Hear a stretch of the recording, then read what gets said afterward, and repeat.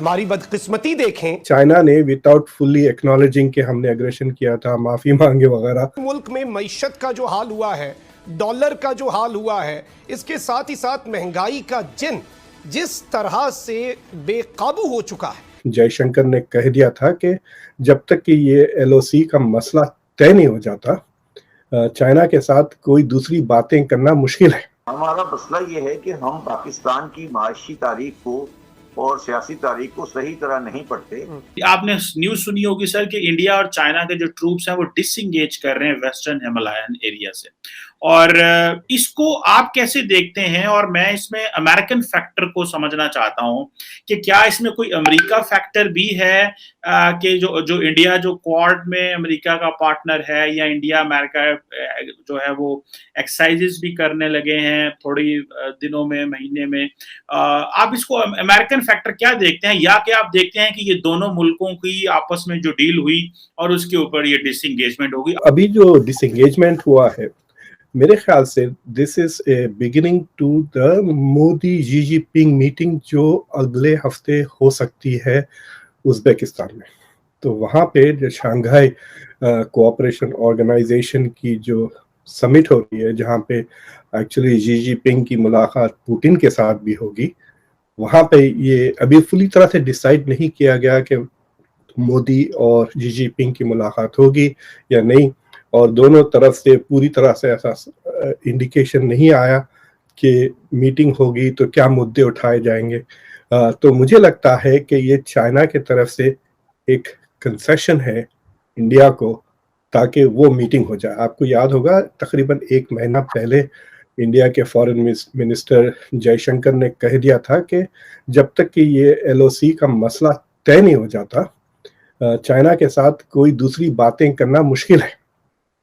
تو مجھے لگتا کہ وہ جو ایک انڈیا کی طرف سے ایک ہرڈل تھا کہ بھائی جب تک وی ڈونٹ سیٹل دس کشمیر کا جو ایل او سی میں جو چائنا کے ساتھ جو جھڑپیں ہوئی تھی چند سال پہلے، اس کا جب تک ڈس انگیجمنٹ نہیں ہوتا ہم جو ہے سو آگے کوئی چیز بات نہیں کر سکتے۔ This is the first step towards dialogue, this is the first step towards cooperation.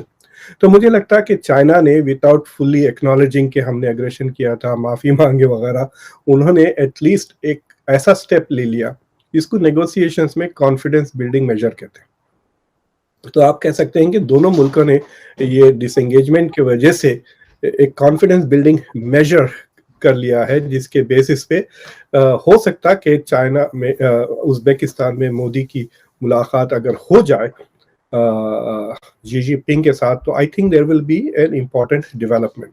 دوسری چیز یہ ہے کہ مجھے نہیں لگتا کہ امریکہ جینوئنلی چاہتا ہے کہ چائنا اور انڈیا کے تعلقات بہتر ہو۔ مطلب یہ زیرو سم گیم ہے۔ اگر چائنا اور انڈیا کے تعلقات بہتر ہوتے ہیں تو انڈیا کو امریکہ کی ضرورت کم پڑتی ہے، یعنی it will feel more secure with China, will feel less need for strategic support from the US۔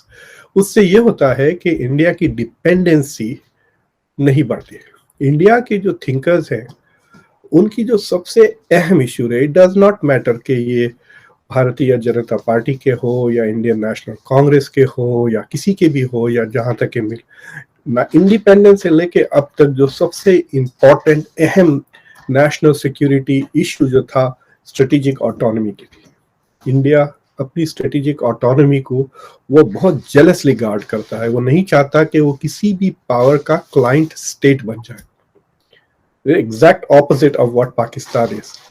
Pakistan امریکہ کا کلائنٹ اسٹیٹ بن گیا کئی سالوں تک، اس کے بعد اب وہ چائنا کا کلائنٹ اسٹیٹ بن گیا ہے۔ So India doesn't want to be a client state of everybody's strategic autonomy۔ اور اگر چائنا threaten کرتے رہا تو انڈیا مجبوراً will become allied much closer to America۔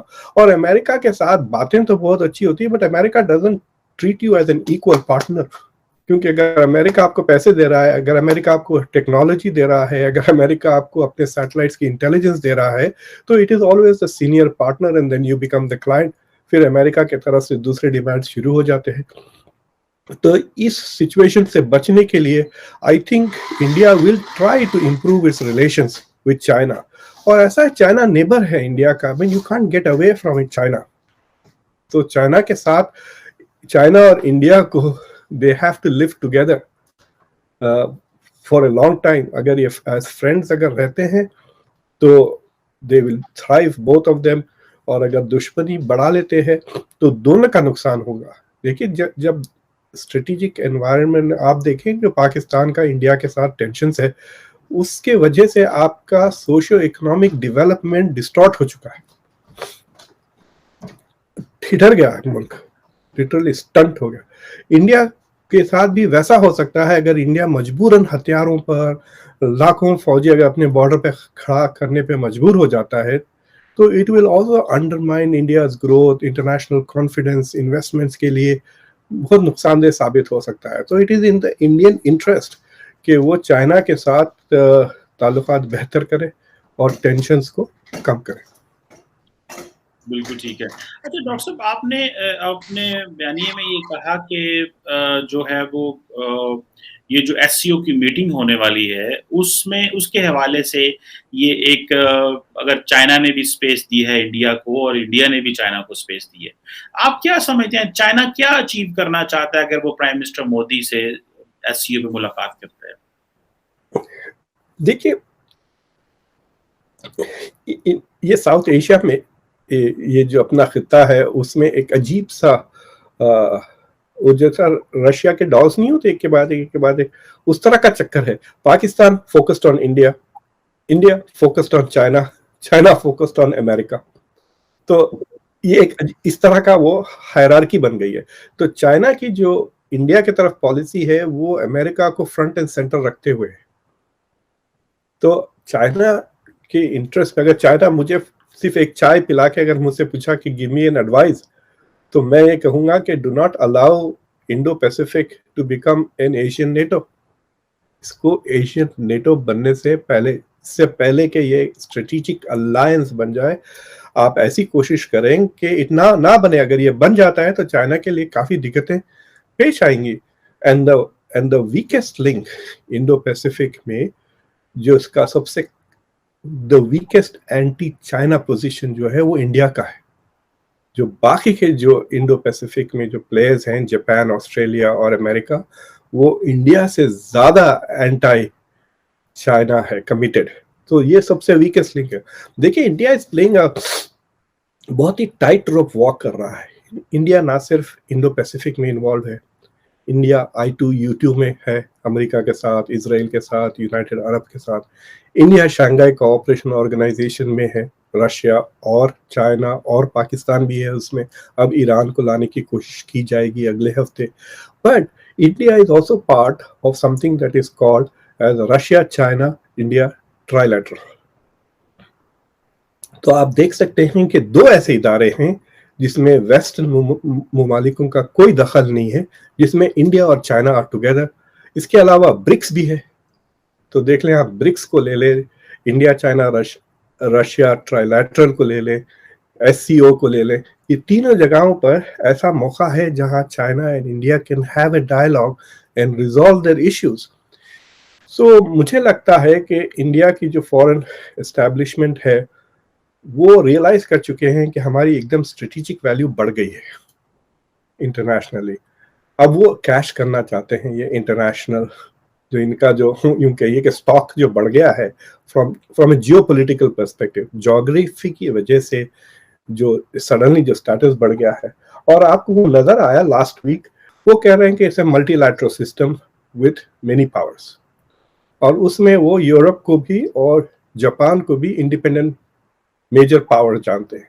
तो वो कह रहे हैं कि इस सिस्टम में, which is not a unipolar system, multipolar system है जिसमें 7-8 बड़े पावर्स हैं, हम सबसे अच्छे ताल्लुकात रखना चाहते हैं, विच मीन्स रशिया से भी, चाइना से भी, यूरोप से भी. इसलिए यूरोप से हथियार खरीद रहे हैं, रफाल टाइगर फ्रांस से खरीद रहे हैं, और जापान से भी.